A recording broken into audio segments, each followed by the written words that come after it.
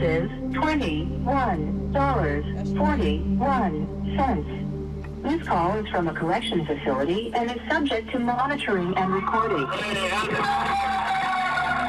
It's a celebration here. When these protesters finally get on the phone with inmates inside the Washington, D.C. jail, a ritual, a vigil that happens every night. There's been somebody here on the corner every night for over 2 years now. It's standing in solidarity with each other, and it's our attempt to improve the conditions inside the jail for the guys that are here and draw attention to the absolute trouncing of their constitutional rights as American citizens. Click, click, click, click, click. The prisoners flicker lights inside the jail, a greeting to the outside world. And the performance begins. 3, 2, 1.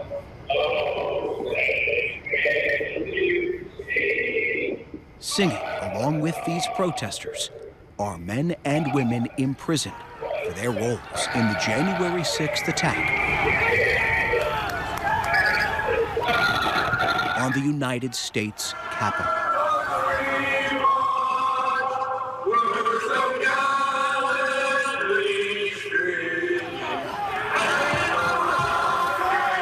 A rendition of the national anthem, echoing out onto this sidewalk protest and making it all the way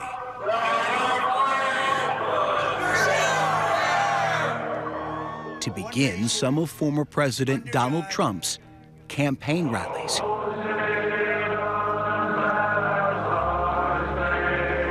The recording painting the men and women who stormed the Capitol not as rioters, but something else. The hostages, and that's what they are, is hostages. I truly believe my husband is at this point.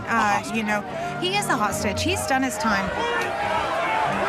For months, we've been investigating that ongoing effort to change how history remembers January 6th. Anyone that wants to continue to shame us for January 6th can go to hell.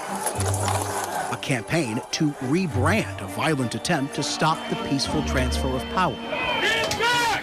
We gotta get back! They are demonic when they come to this topic of J6. It was neither an insurrection nor deadly. Nobody on the other side was killed.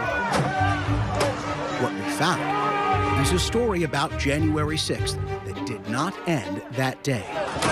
Occasionally, you know, in my dreams, right back there in a fight for my life. My side of the building was non-violent. Derek, it's on video. Okay. I'll show it to you. Do it. Can I go sit down? No. I was wrong. I was guilty. Do you have any remorse for all of that? What they have been told doesn't necessarily represent the full truth. But has grown into a years-long battle over truth itself.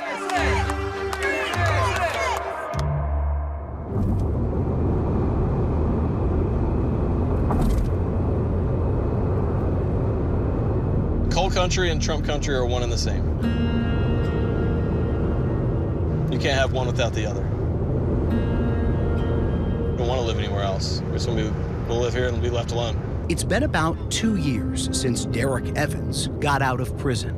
You can disagree with me and say that the election wasn't stolen. Evans was convicted for trespassing at the Capitol and trying to obstruct the certification of the 2020 election. He was sentenced to 3 months in federal prison. Question: do you think January 6th will always follow you in a way? Of course, yeah, absolutely. It's going to be in your obituary. It is. No, I don't know about that. Well, how does that feel? Actually, I don't really care if it is or not, to be honest with you. On January 6th, Evans was a newly elected member of the West Virginia House of Delegates. Let's get crazy now, though. He still attended Trump's Stop the Steal rally. We will stop the steal. And live streamed this video. There we go. Go. Yeah! We're going in. We're going in. A first-person view of the Capitol attack. Was the goal to stop the certification? No, I'm going there because of two reasons. Number one, to exercise my natural God-given rights of free speech, and number two, to support President Trump. If it wasn't to stop the certification, then why go inside? I didn't think it was a big deal. Let's go, man. We're part of history. You're up. Evans insists what he saw Share the video! and recorded that day was largely peaceful. Cops are running. Cops are running. You were standing right next to rioters who were clashing with police officers. That's simply not true. Derek, it's on video. Okay. I'll show it to you. Do it. Here it is. Ready? Yeah. This is your video. Okay. Right? Yeah. For the record, guys, I'm not touching anything. I am just here to watch. Oh, that's not up there, the Capitol building. That's a bicycle Right, they're racks about back to there. break through the first barricade. Okay, the bicycle racks. Okay, yeah. I thought you meant up at the Capitol. Right, Okay. but this is the Capitol complex. Well, they're not, for the record, they're not clashing. They're pushing the barricades. They are removing and the barricades, officers are on yes, other but they're not sides of it. fighting police officers. They're not removing the barricades, Derek. They're pushing through them. They're not fighting. They're not fighting the police officers. The though. police no are one holding there the that I barricades back, Derek. has show me where someone puts their hands on a police officer. They're putting their hands on the barricade. On the police officer. And on the other side is the police officer. Show me where someone puts their hands on a police officer. Well, firstly, they're pushing thing that the officers I'm not are arguing holding. with you. I agree with you. And in his video, Evans makes it clear where he is. Derek Evans is in the Capitol. Evans was charged just 2 days after the Capitol attack Let's go! and ultimately pleaded guilty. He resigned from the state legislature and apologized, Hey, what's up, my West Virginia crew? adding he took, quote, full responsibility for his actions. If it wasn't a big deal, why did you apologize and resign? That's a whole thing to get into the resignation stuff. There was you a lot. apologized. There are a lot of politics getting into that. Yeah. Well, at the time, the media was making this seem. I was even somewhat believing the media narrative that there were people. It was a lot more serious than it was. But after his stint in prison, Evans became one of at least 7 former January 6th defendants to mount a bid for Congress in 2024. And any apologies for January 6th evaporated. Instead, the Capitol attack became a part of his brand. His campaign website even used this picture from court, labeling Evans as a political prisoner. The federal agent said in your interview with the FBI, you expressed, quote, great shame. Well, I don't know about shame. Do you have remorse? Depends on in which way you're meaning that by. Do I regret what my family was forced to go through because of my actions?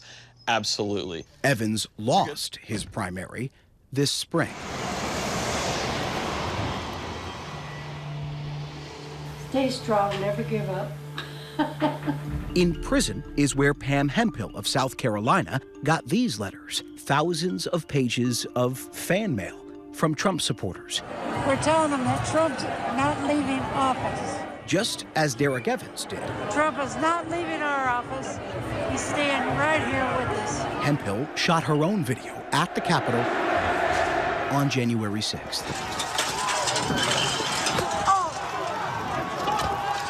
At one point, in the midst of the chaos, the 68-year-old cancer survivor fell to the ground. Sir! Get off of her! And I ran to the steps, but I didn't have a chance. I'm on the steps, and the crowd pushed me towards an officer, but I was thinking real quick, and I pushed myself back, landed on my back. They pushed me. It was a nightmare. I couldn't breathe. Just a minute, I can't breathe. Okay. They're not coming here. They gotta get you out there. Go out there where the ambulance is. But even after that, Hemphill still went inside the Capitol, trespassing, and kept filming. Well, I don't want to go this far. She was eventually charged, pled guilty, and sentenced to 2 months in prison. Inside, Hemphill became a kind of MAGA celebrity, the January 6th granny. Former President Trump even posted about her on social media. You can't come to D.C. No, I have to have a court order or be ordered by Congress. But for Hemphill, something flipped. I started to realize no matter what evidence you bring to these people, they gaslight you and tell you not to listen to it or don't read it or, total denial. So when you're listening to them, It's like crazy making. Oh, Pam, we had the right to be in there that day. It's our house. This is our house! That's all delusional. Political hostage, that's an insult. No, you broke the law. A family member tell me I've lost my mind for pushing back on Trump. They've all abandoned me. You've lost family for how you feel now. Oh, yeah. How does that feel? Horrible.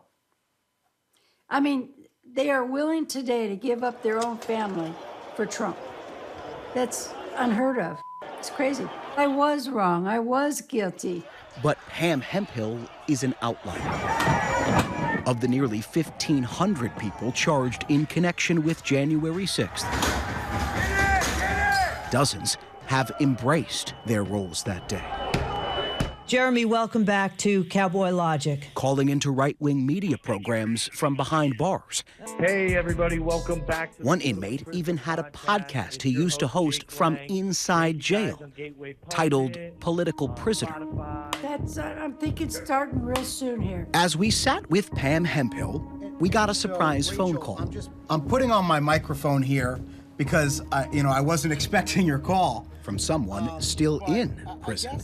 On the phone was Rachel Powell, a Capitol rioter currently serving a 4-year federal prison sentence. What have the last few months been like for you? It's been a living hell. In this video, used by prosecutors in court, you can see Powell there in the pink hat, trying to smash through a window of the Capitol. I'm actually reading a little bit of your charging documents. I pulled them up while we were chatting. And they say, among other things, that you were one of the first people to break through the line that day of police, that you were engaged in violence, adjacent to other violence. Do you have any remorse for all of that? Well, we didn't go there planning an insurrection. We didn't go there planning violence.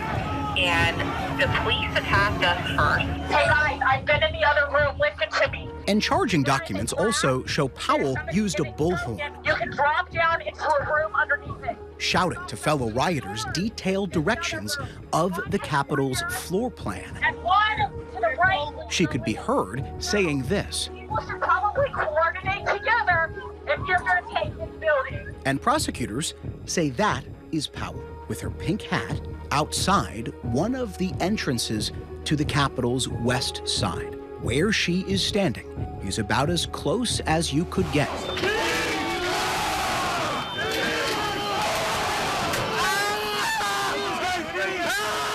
To some of the most brutal violence against police officers seen that day. But today, Powell still calls herself a political prisoner. You went through the court system. You're not a hostage, necessarily. Yeah, I do feel like a hostage. I can't believe that this is happening. But that doesn't necessarily forgive, hurting a police officer, right? Well, none of us in here hurt police officers or was there with that intention. There was more people on that day, on January 6th, that were hurt, that were protesters. The Department of Justice says more than 140 police officers were injured that day.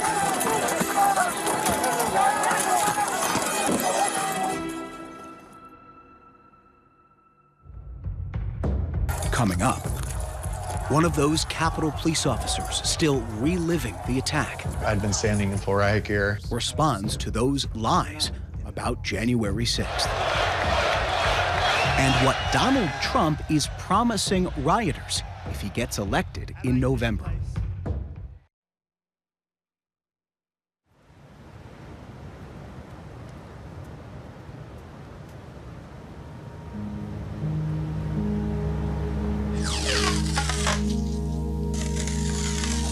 I think of myself that I am an artist first, was a police officer second. I feel like with my art, I can express myself in ways that I could not otherwise verbalize.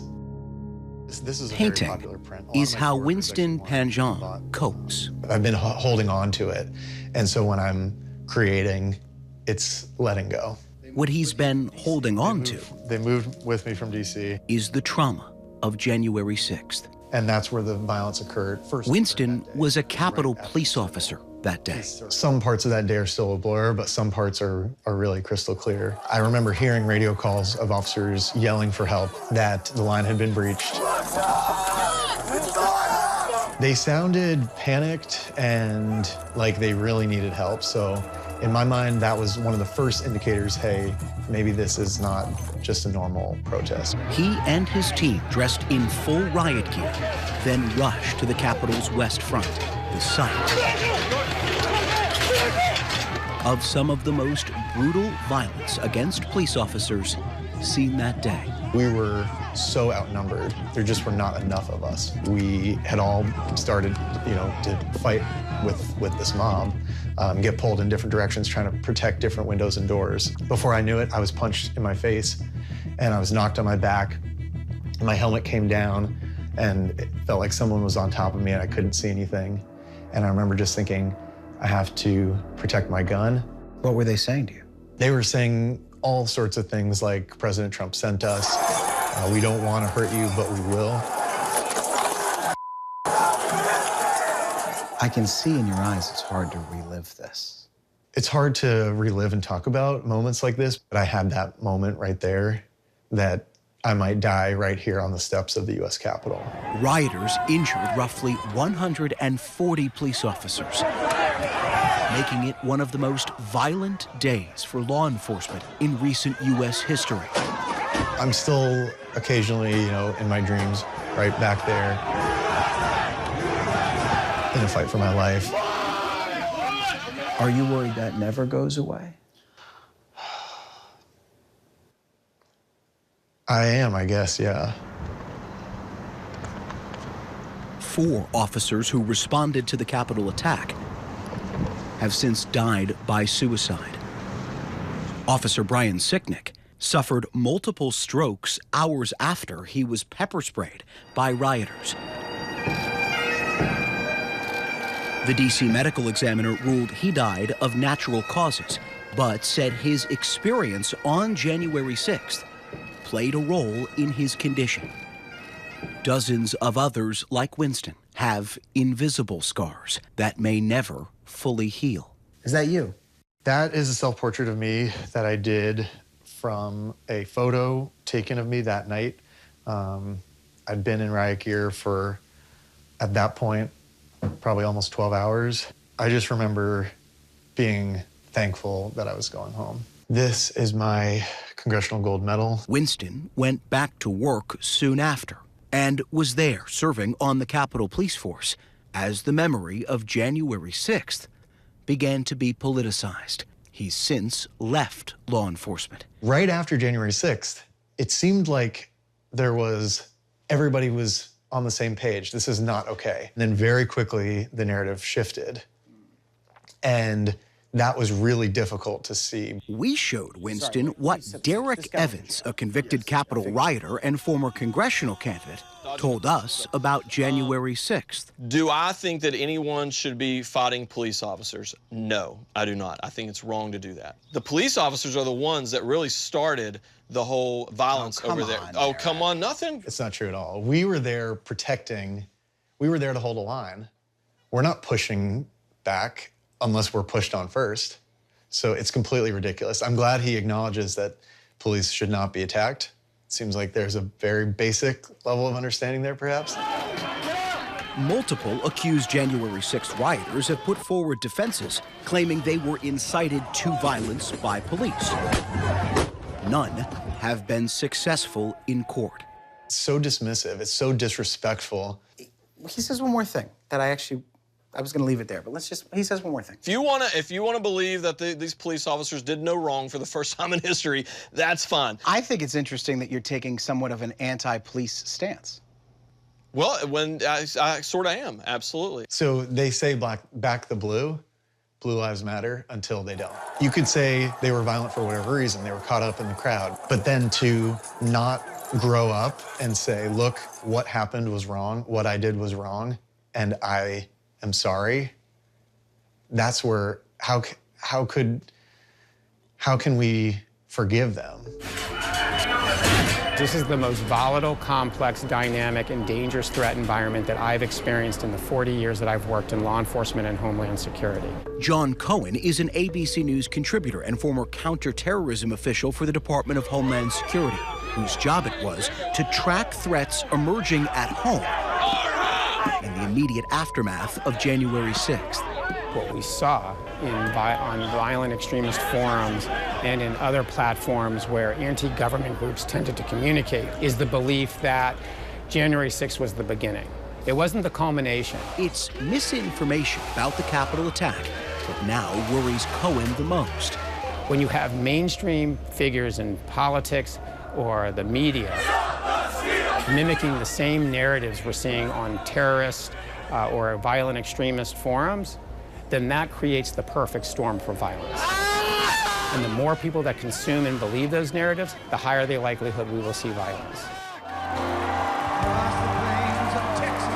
As the Republican nominee, Donald Trump has made rewriting the history of January 6th a signature of his campaign, telling ABC's Rachel Scott he would pardon rioters that assaulted police officers. My question is on those rioters who assaulted officers. You have to would you pardon what's those going to people? happen? Oh, absolutely, I would. You would pardon those?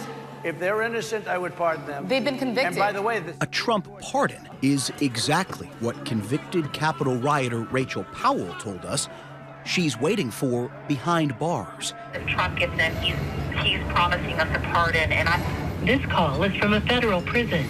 That he will pardon us if he gets in and they don't steal the next election. Several of Powell's fellow January 6th inmates feel the same, she told us, and to prove it, mailed us this photo, smuggled out of her federal prison cell, showing her and 3 other January 6th defendants smiling with the words Trump 2024 scrawled up top. I would want to know why they did what they did, and I'd be curious to know if they have remorse today. I think that's what I would want to know, because loyalty to one man to alter your life negatively, to go to prison for years, I mean, I would ask them, was it worth it? How do you think history should remember January 6th then? I don't even think it's really worth remembering. It's been blown out of proportion by the media. It's not worth remembering? It's not that big of an event when you really get down to the truth of this. Years after rioters attacked the foundations of American democracy. Ashley Babbitt! Ashley Babbitt! Truth is the new battlefield. A fight waged at this January 6th vigil held every night for 2 years now. Edward Vallejo, Salvador Vassallo. Outside the Washington, D.C. jail. And that community here, first bonded by Trump's lies of a stolen election. This is President Trump's signature right here. That's Donald Trump's signature right there? Yes, sir. Is now held together by their new cause.